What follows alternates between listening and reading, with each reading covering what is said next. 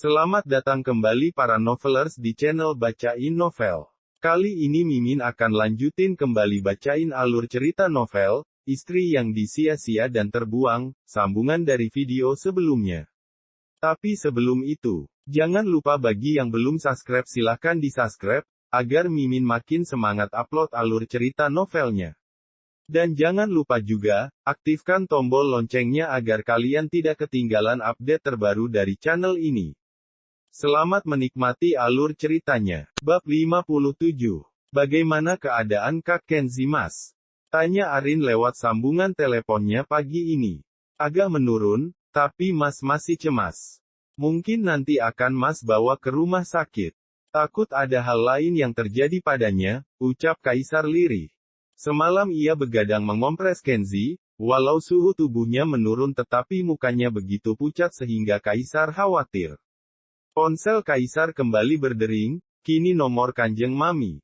Memanggilnya. Assalamualaikum Mi. Ada apa telepon pagi-pagi? Tanya Kaisar. Waalaikumsalam Kai. Perasaan Mami tak enak, tadi pas tidur abis mendapatkan mimpi buruk.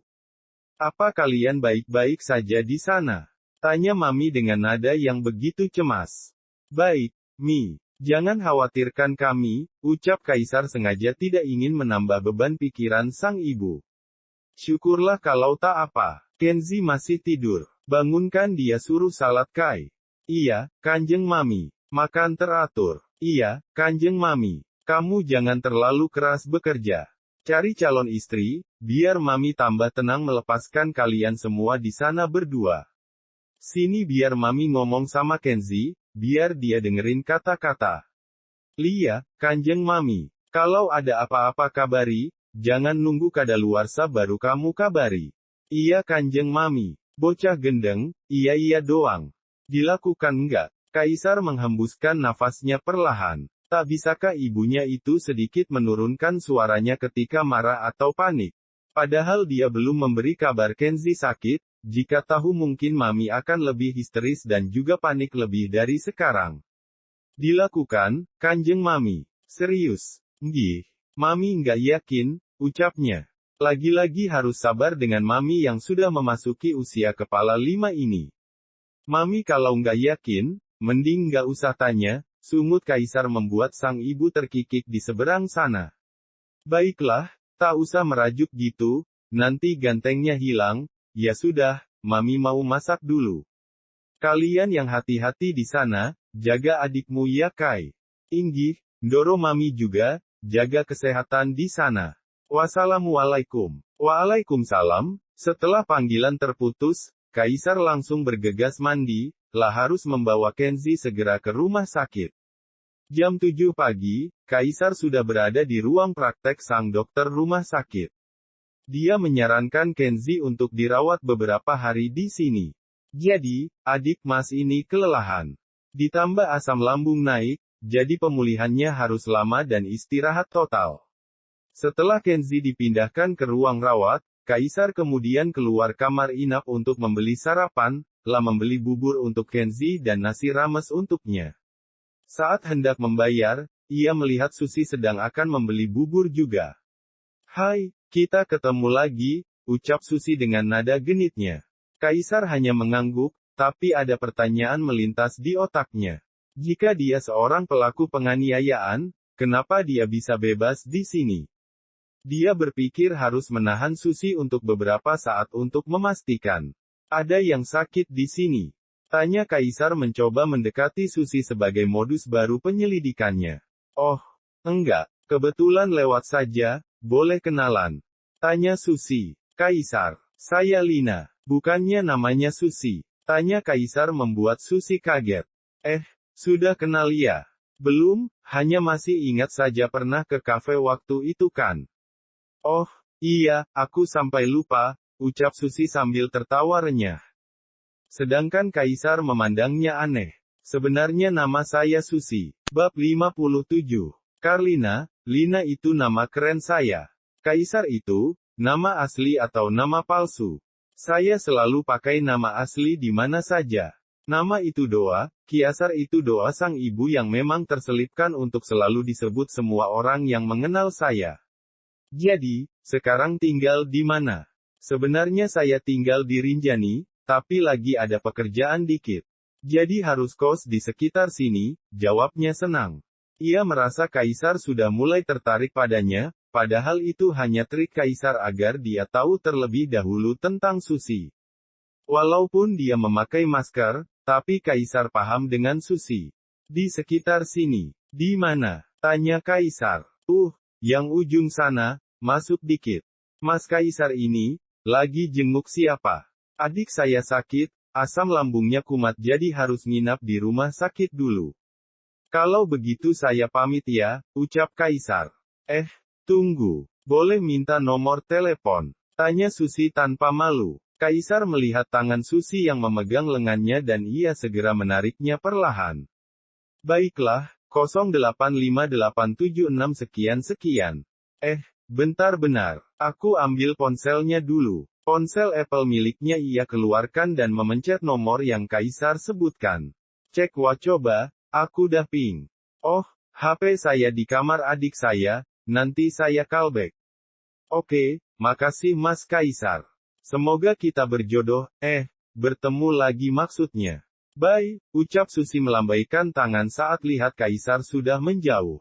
Sebenarnya tadi ponselnya ia bawa.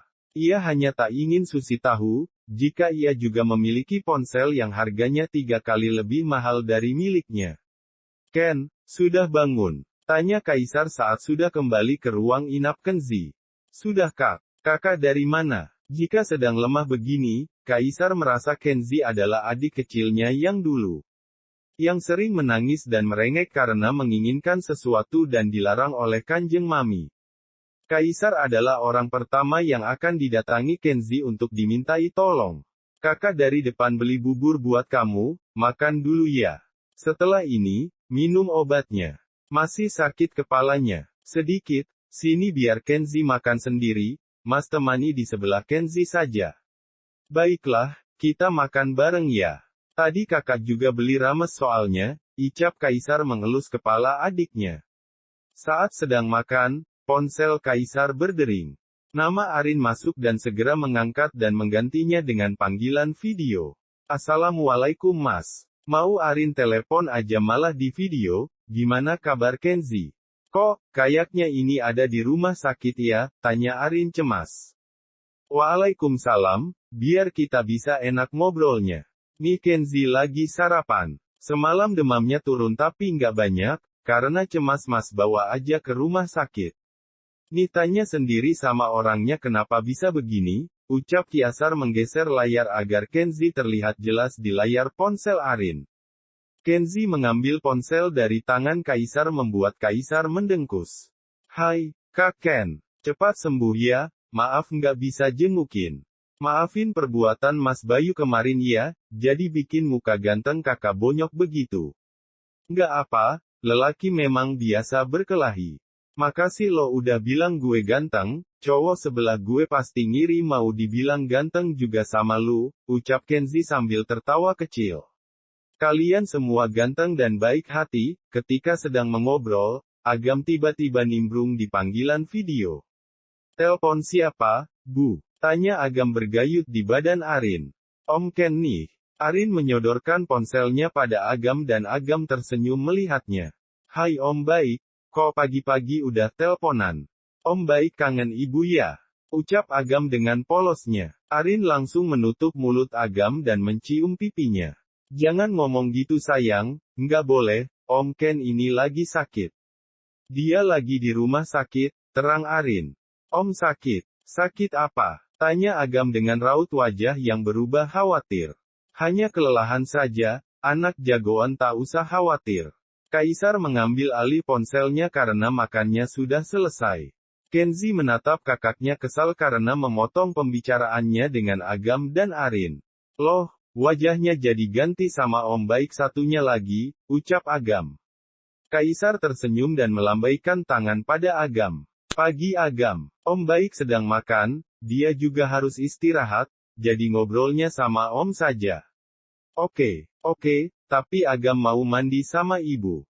Om, sekarang Agam sudah tinggal sama ibu loh, sama oma dan opa juga. Agam seneng banget, Om main ya nanti, ucap Agam. Insya Allah nanti ya, kalau Om baik sudah sembuh.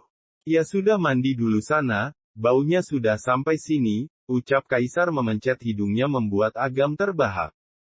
Om lucu. Mana mungkin baunya sampai ke sana, Om kan jauh. Ya sudah, Agam mandi dulu. Assalamualaikum, pamit Agam. Waalaikumsalam, jawab Kaisar. Sebenarnya tadi Kaisar akan berbicara tentang pertemuannya dengan Susi. Namun, sepertinya kali ini waktunya belum pas. Bab 58. Susana di pagi hari ini sangat cerah. Langit yang mulai nampak terang menandakan penghuni bumi harus bersiap beraktivitas. Arin yang sudah selesai memandikan Agam, memintanya ke depan bersama sang nenek dan kakeknya. Arin bangun jam 4 subuh tadi. Selepas sholat subuh ia memasak dan juga membereskan rumah. Ia ingin penghuni rumah merasakan kenyamanan ketika menginap, jadi sebelum mereka membuka mata semuanya harus sudah bersih dan tersedia. Loh, sudah masak toh Rin? Tanya Umi. Sampun, Umi. Umi mau makan sekarang? Tanya Arin. Enggak, Umi hanya mau membantu masak tadinya, dah siap duluan. Kamu memang cekatan, Rin. Habisnya Arin ingin kalian nyaman, sebentar lagi Pakde datang, karyawan gudang datang, pasti semua akan sibuk. Jadi, Arin harus menyelesaikan pekerjaan rumah lebih awal. Bagus, anak rajin. Makanannya rezekinya ngalir kayak air, ya sudah kalau gitu Umi mau bikinin Abah kopi hitam. Sini biar Arin ambilkan, sahut Arin. Enggak usah, Umi bisa. Kamu bawa pisang gorengnya aja ke depan sana buat nemani si kopi. Baik Umi. Selepas melayani neneknya Agam, Arin barulah mandi, lah memakai baju daster yang santai untuk di rumah. Jam 8, semua karyawan sudah berangkat. Kaisar yang sedang di rumah sakit tak mungkin melakukan pengecekan di gudang, jadi dia mengambil kertas not dan mencatat semua kebutuhan gudang yang habis. Dan, kata bos banyak stok gudang not ready. Tanya Arin pada Denny. Iya, ini sudah aku catat. Kata bos, beliau mau cek sendiri. Sekarang saya yang cek, bos sedang di rumah sakit. Adiknya demam semalam, ucap Arin lirih. Innalillahi, baiklah kalau begitu. Semoga adik bos cepat sembuh. Jadi mau bagaimana? Laporan ke ibu. Ya iyalah, saya sama bos sama saja. Mana sini catatannya, biar sekalian saya cek. Denny memberikan hasil coretan mengenai rincian barang kosong. Arin mengeceknya satu per satu. Bu, cari souvenirnya yang unik-unik kayak kemarin ya. Biar kami senang packingnya, ucap Denny sambil tersenyum. Kenapa emangnya? Jadi bayangin kita nikah, tamu dikasih souvenir gitu. Pasti bangga dan seneng banget, ucap Dani. Hahaha, iya, kamu udah mau nikah? Tanya Arin. Belum sih, kali aja bulan besok. Bu, panggil Agam. Loh, kok nyusul ke gudang kenapa sayang? Tanya Arin. Agam mau beli itu kue roti wiwi, ucap Agam menunjuk ke arah luar. Oh, oke bentar ya Den. Saya temani Agam dulu, ucap Arin lalu berlalu ke depan menggendong Agam. Kue putu ayu dengan gula merah yang menggoda lidah. Aroma pandan yang tercium hingga hidung ini seakan menyayangkan jika harus terlewatkan tidak membelinya. Pakai piring ini saja Pak. Biar Bapak gas sudah bungkusnya. Arin memberikan 2 piring pada penjual putu. Agam berjingkrak-jingkrak kegirangan saat kue putu itu berhasil ia dapatkan. Makasih Pak, ini uangnya, ucap Arin memberikan uang pecahan 20 ribuan. Makasih Non. Arin masuk ke rumah dan membawa kue putu itu ke ruang keluarga. Banyak banget, Rin, tanya Umi. Buat Umi, Ibu, sama Abah. Ya ini, Agam yang minta. Biar dia makin gemuk, makannya sepiring sendiri, ucap Arin membuat Agam menjadi lebih senang begitu juga yang lain. Perhatian Arin pada Agam sungguh melebihi kasih sayang orang tuanya. Assalamualaikum, salam dari Faizal dan Sekar serta Bude terdengar. Waalaikumsalam, jawab Arin bersamaan dengan yang lain. Anti, teriak Agam pada Sekar yang baru saja datang. Loh, nggak bareng Kang Mas Suprimba? Tanya Narsi pada Ratmi. Dia kerja nar. Jadi kita yang mewakili, mungkin sepulang kerja nanti dia menyusul. Pembahasan penting ini harus segera selesai dan Faisal juga bisa mewakili ayahnya. Kami sudah berembuk tadi malam, ucap Ratmi setelah berjabat tangan dengan semuanya. Agam main di kamar dulu sama Tante Sekaria. Ibu mau ngobrol sama Umi dan yang lain oke? Tanya Arin. Oke Bu. Setelah mengantar minum untuk Bude dan keluarga, kini mereka berada di ruang tamu. Susana sudah serius, Faisal yang sudah membawa map berisi surat tanah yang ia beli untuk dijelaskan pada kakek Agam. Jadi kita mulai saja sekarang, Abah, Umi. Maaf jika saya nanti salah berucap, ini kami akan membicarakan mengenai hak waris Agam. Katanya rumah itu milik Agam betul. Tanya Faisal pada Abah dan Umi. Iya, kemarin Arin bilang rumah itu dijual Bayu. Betul kan begitu? Tanya Opa. Iya betul. Beruntung Arin tahu dan meminta saya yang baru pulang dari merantau membelinya tanpa sepengetahuan Bayu. Ini surat perjanjian jual beli serta sertifikat milik Agam.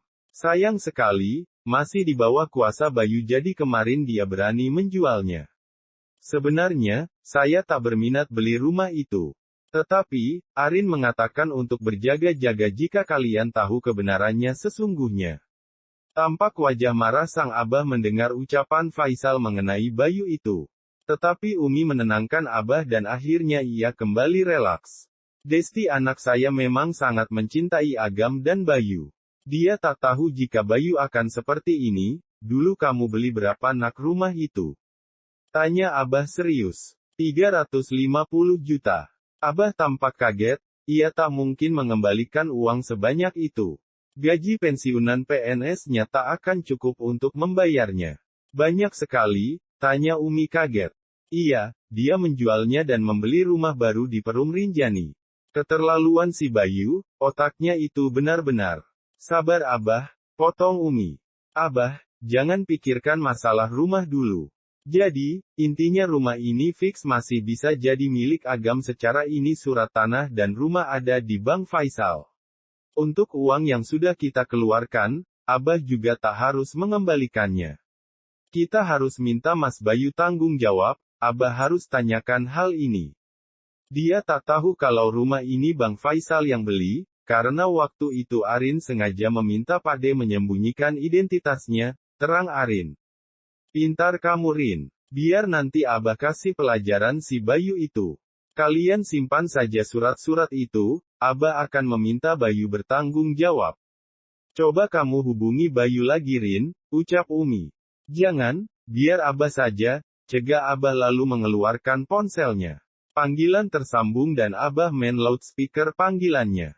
Assalamualaikum Abah. Waalaikumsalam Bay, kamu di mana? Di tempat kerja Bah. Kenapa? Tanya Bayu gugup. Abah mau ke Cilacap nanti, kamu nanti di rumah kan? Maaf Bah.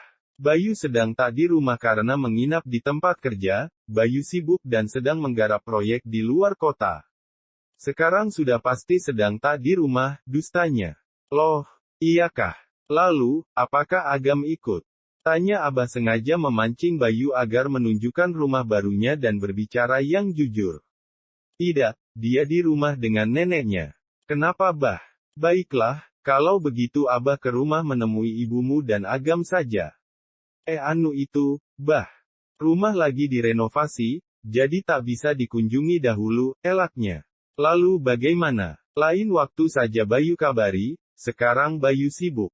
Wassalamualaikum, ucap Bayu kemudian mematikan panggilan ponselnya. Abah nampak emosi. Ia baru tahu jika Bayu banyak menyimpan kebusukan, ia akan membuat perhitungan padanya nanti. Benar-benar, Bayu, keterlaluan. Pantas kamu menyerah hidup dengannya, Rin. Sebenarnya Arin menceraikan Mas Bayu bukan karena hal itu, melainkan hal yang lebih sensitif lagi. Kalau perihal sikap Mas Bayu yang semena-mena, Arin tak begitu ambil pusing. Tapi, dia sudah menghadirkan orang ketiga menjadikan Arin merasa jika Mas Bayu bukan orang yang layak untuk diperjuangkan. Orang ketiga, apakah dia yang kamu maksud Ibu Tiri Agam? Tanya Umi. Iya Susi namanya. Yang Arin dengar, dia sudah menikah secara siri waktu Arin baru meninggalkan Bayu beberapa hari. Dia juga alasan Arin tak kuat lagi mempertahankan rumah tangga dengan Mas Bayu, ucap Arin tampak tegar. Ia memang sudah terbiasa dengan keadaan ini. Astagfirullahalazim, Bayu, punya istri baik kok disia-siakan. Pasti dia akan menyesal sudah membuang Murin, ucap Abah. Arin justru bersyukur, selepas Arin berpisah darinya, hidup Arin lebih baik. Arin punya penghasilan sendiri dan itu yang namanya musibah membawa berkah, ucap Arin seraya tersenyum. Itu semua karyawan kamu Rin. Bukan, karyawan bos Arin. Arin juga hanya karyawan, tapi Arin ini penggerak semua karyawan. Bahasa kasarannya, mandoor percetakan, ucap Arin sambil tertawa kecil. Hebatnya, boleh kita tahu bos kamu? Mungkin kita bisa mampir selepas urusan kelar nanti. Bisa, tapi sekarang lagi di rumah sakit. Adiknya kemarin abis dihajar Bayu, dia ngamuk ke sana, ucap Arin. Masa? Tanya Faisal dan Narsi kaget. Iya, kemarin Mas Bayu cariin Arin sampai ke rumah Mas Kaisar dan Kak Kenzi. Dia ngamuk di sana, dikira mereka umpetin Arin sama Agam, jelas Arin pilu. Dasar laki nggak tahu diri.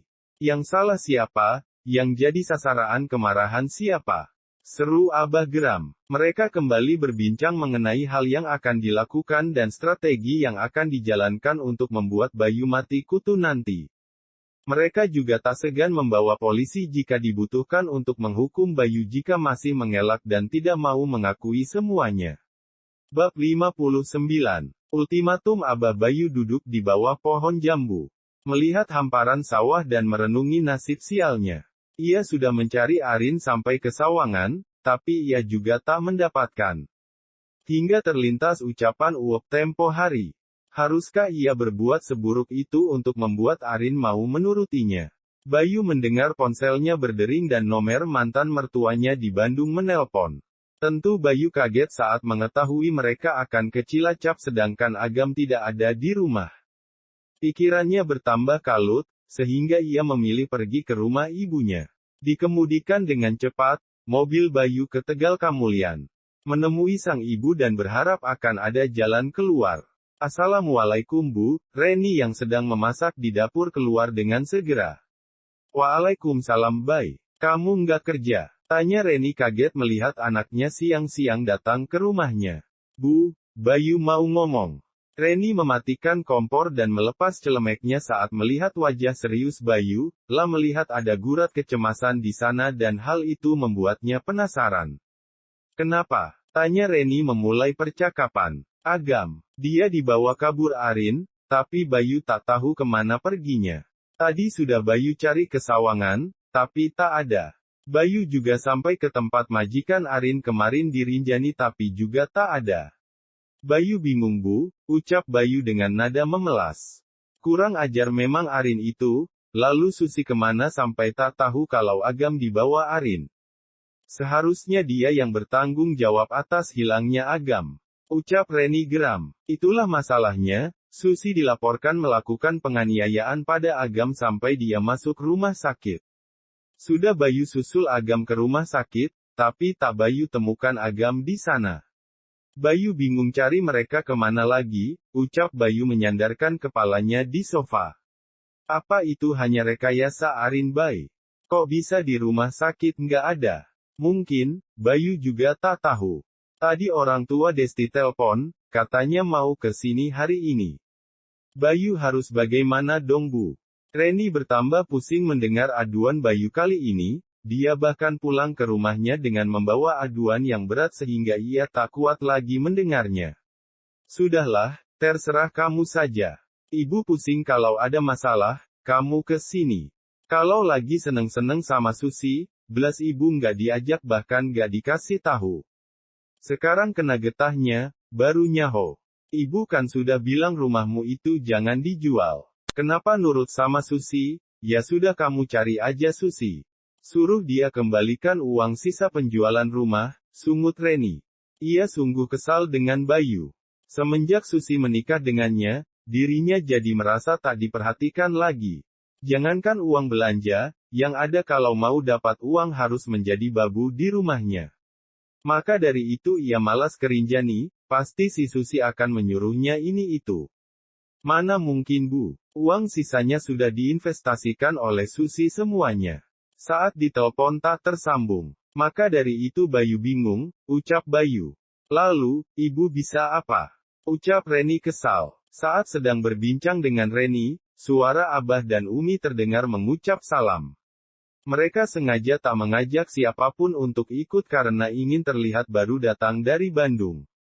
Loh, Bay, katanya lagi kerja di luar kota. Tanya Abah pura-pura kaget. Abah, Umi, kapan kalian sampai? Perasaan baru tadi pagi baru telepon hendak ke Cilacap, tanya Bayu gugup. Ada tamu toh. Mari masuk. Bayu, kamu gimana sih? Ada tamu malah kamu nggak suruh masuk. Monggo, Pak, Bu, maaf rumah masih berantakan, ucap Reni mempersilakan. Terima kasih Bu Reni. Abah dan Umi duduk di ruang tamu, Reni mengambilkan air minum dan cemilan ke depan untuk menyambut mereka sedangkan Bayu seperti kambing congek ketika berhadapan dengan kedua orang tua almarhum istrinya. Agam mana Bay? Umi sudah kangen ini, ucap Umi menengok ke kanan dan kiri. Mereka tak ingin berbasa-basi menanyakan kabar dan sesuatu yang tak penting lagi pada keluarga Bayu.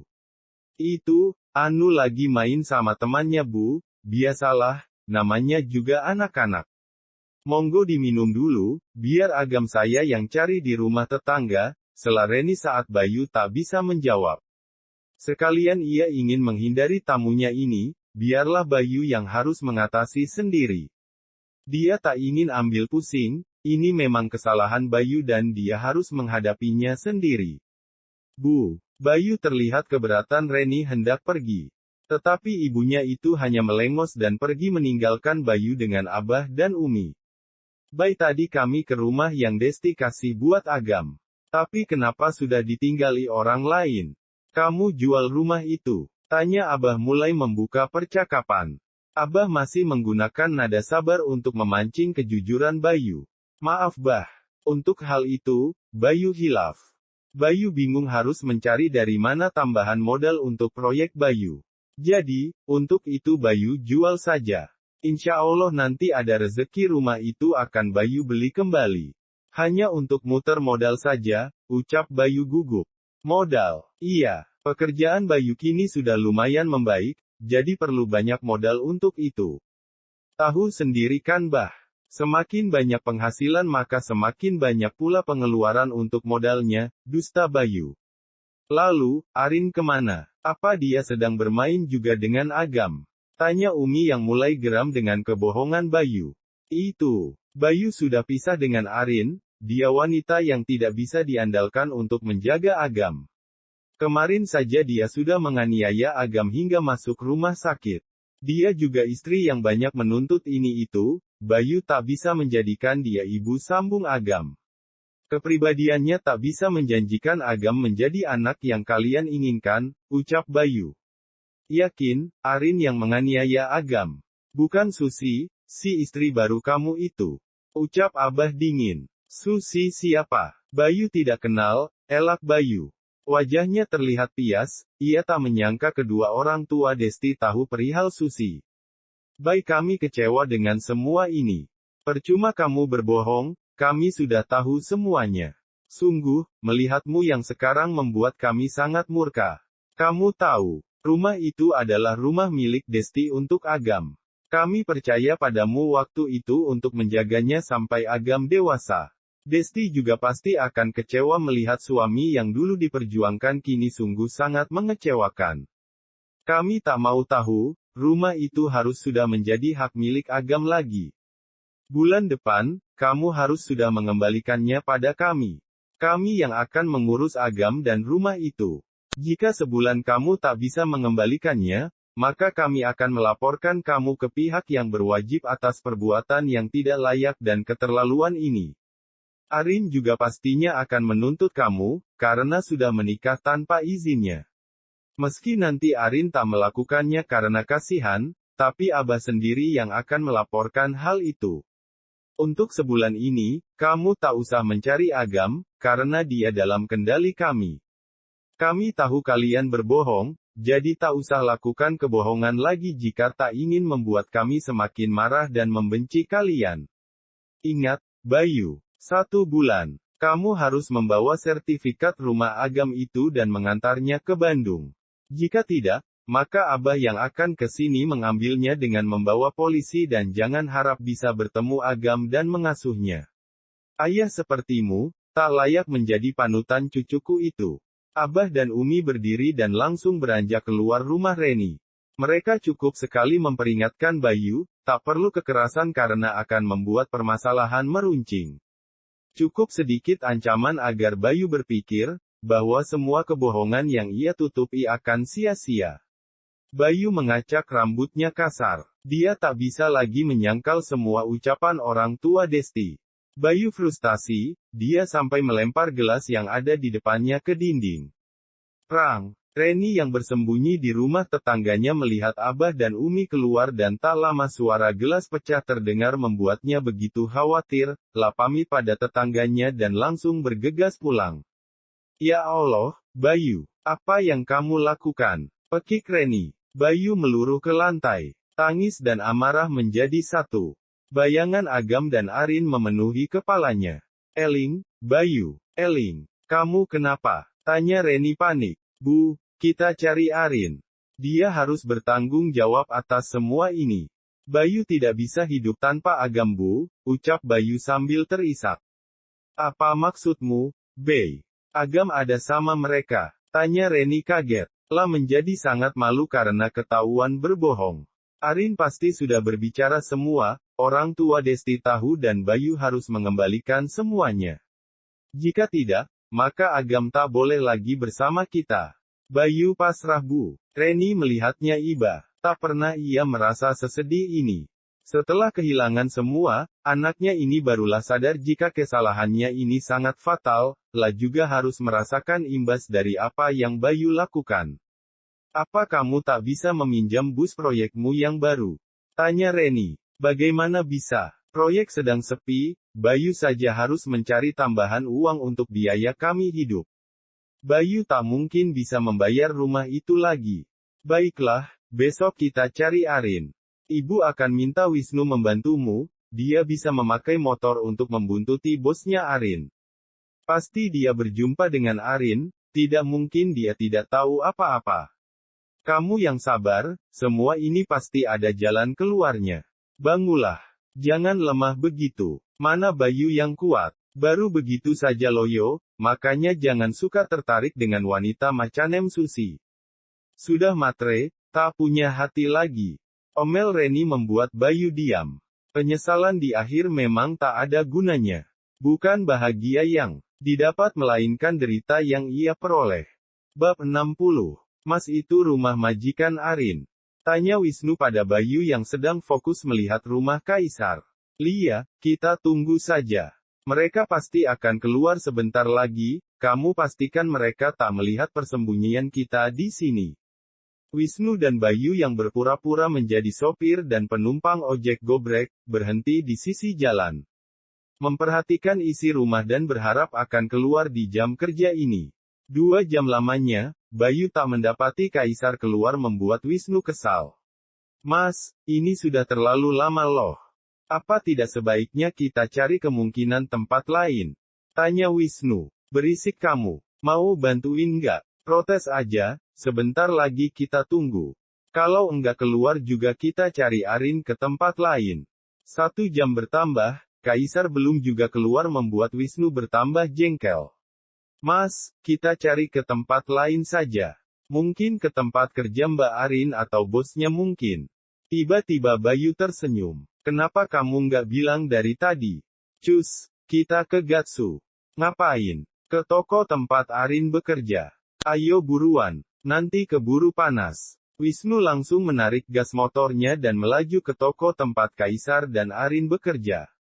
Sampai di percetakan, Bayu bertanya pada karyawan yang pernah ia jumpai saat bersama Arin.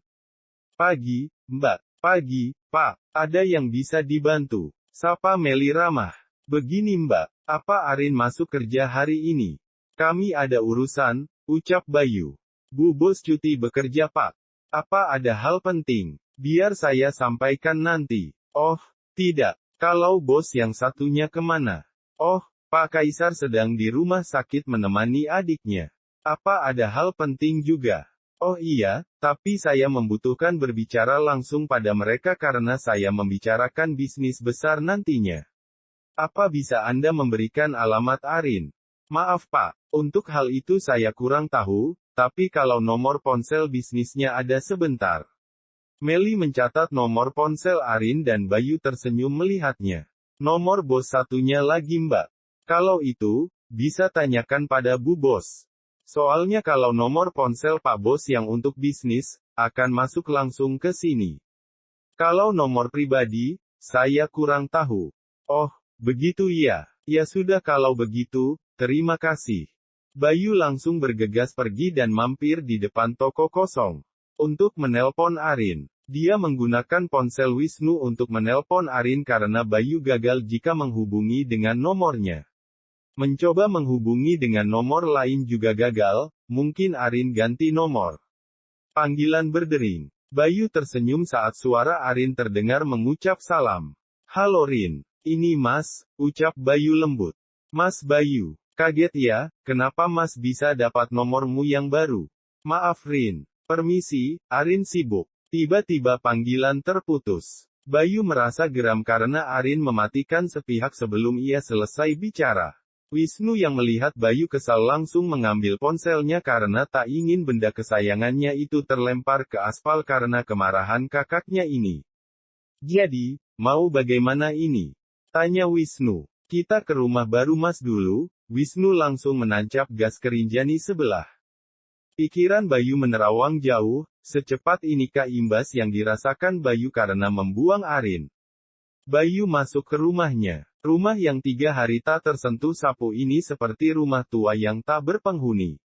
Mencekam dan juga sepi. Mas, lebih baik Mas jual lagi saja rumah ini. Kurangnya nanti jadi nggak banyak, ucap Wisnu. Nggak banyak gimana? 150 juta loh kurangnya. Rumah ini Mas beli dengan harga diskon dulu.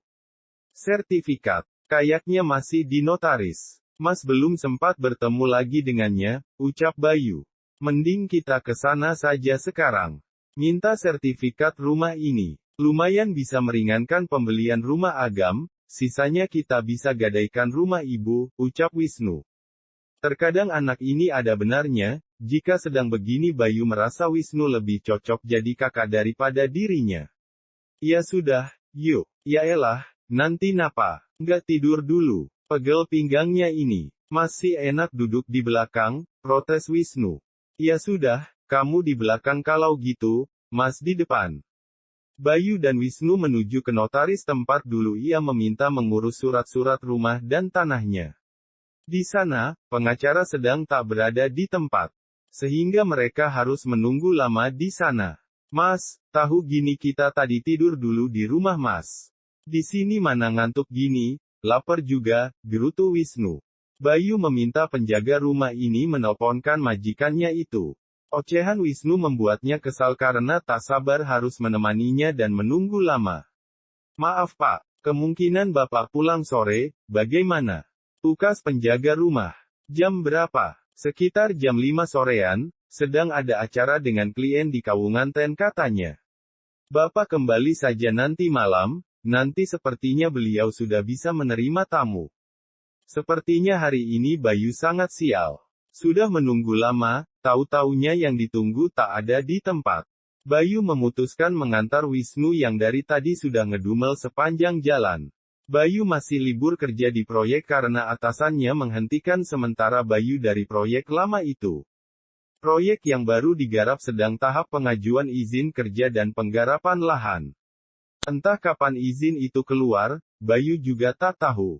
Yang jelas, kondisi ekonominya sedang tak stabil. Mas mau pergi dulu, pinjam motornya, ucap Bayu saat menurunkan Wisnu di depan rumahnya. Mas mau kemana lagi? Cari inspirasi, siapa tahu ketemu Arin di jalan. Waktu di rumah disia-siakan. Udah pergi baru dicariin, situ waras. Cibir Wisnu membuat Bayu menjita kepala adiknya. Tugas lu sekolah yang betul, nggak usah komentarin hidup Mas. Bayu langsung bergegas pergi setelah membalas cibiran adiknya yang terdengar menyebalkan itu. Bayu memilih ke suatu tempat yang bisa sedikit membantunya kali ini. Motor melaju cepat, menuju kediaman Ucup. "Ui, tamu kusut datang. Sri, bikinin kopi 2. Pahit saja Sri," perintah Ucup pada istri barunya. "Iya bang," jawab wanita yang bernama Sri itu. "Bini baru lagi. Yang lama dikemanakan?" tanya Bayu kemudian duduk di samping Ucup. "Yang lama sudah mental, ganti baru dong. Banyak yang ngantri sama cowok seganteng gue," ucap Ucup bangga. "Benar-benar otak sedang. Kamu nggak kerja. Kerja nanti malam. Kerja gilir istri, kelakarnya. Gila lu, nggak capek tiap hari?" "Gitu?" tanya Bayu sambil mengambil cerutu di meja Ucup. "Nggak, gue senang malahan. Istri-istri gue selalu ready kapanpun gue inginkan." "Ngemeng-ngemeng, lu kesini mau apa?" "Gue bingung. Sudah kuduga, Kisanak. Pasti akibat istri dan mantan istrimu, ya kan?" Bayu mengangguk dan menyesap cerutunya. Asap mengepul di langit bersamaan dengan datangnya kopi buatan Sri. "Monggo, diunjuk, Mas," ucap Sri lembut. Wanita bak model itu tersenyum sambil meletakkan 2 gelas kopi hitam. "Makasih Neng. Oh ya, kenalin ini teman abang. Bayu namanya," ucap Ucup mengenalkan Sri dan mengulurkan tangannya. "Sri, Bayu, sudah lama menikah?" tanya Bayu. "Baru semalam," ucap Ucup membuat mata Bayu membulat sempurna. "Kok bisa?" "Bisalah, ada barang bagus jangan ditolak. Ya nggak sayang." Sri mengangguk lalu beranjak meninggalkan Ucup dan Bayu. Semua istrinya tahu jika Ucup sedang ada tamu tak boleh keluar kamar. "Lu dapat dari mana cewek cantik model begono?" tanya Bayu terkaget-kaget. "Dari nonton dangdutan di hajatan kemarin. Sedikit gue sembur, langsung dia nemplok kayak cicak. Dia biduan." "Lia," jawab Ucup sambil menyeruput kopi panasnya. "Keren, bisa seger mata tiap hari, apa dia masih gadis?" tanya Bayu. "Enggak lah. Status aja yang lajang. Onderdil sudah bongkar pasang," jawab Ucup sambil tertawa kecil. "Bisa cantik gitu ya?" tanya Bayu kagum. "Namanya juga perawatan." Back to topic, jadi intinya lu mau ngapain ke rumah gue? "Udah pikirin tawaran gue waktu itu?" tanya Ucup. "Sepertinya ini sangat sulit Kap. Semuanya jadi ribet, Arin tak memberi akses bicara lagi sedangkan Susi pergi entah kemana. Surat tanah nggak jelas apalagi hidup gue sekarang. Semakin nggak jelas. Jadi, mau lu gimana sekarang?" tanya Ucup menatap Bayu serius. "Gue mau." Bersambung ke bab 61. Terima kasih sudah setia di channel ini. Sampai jumpa pada bab selanjutnya.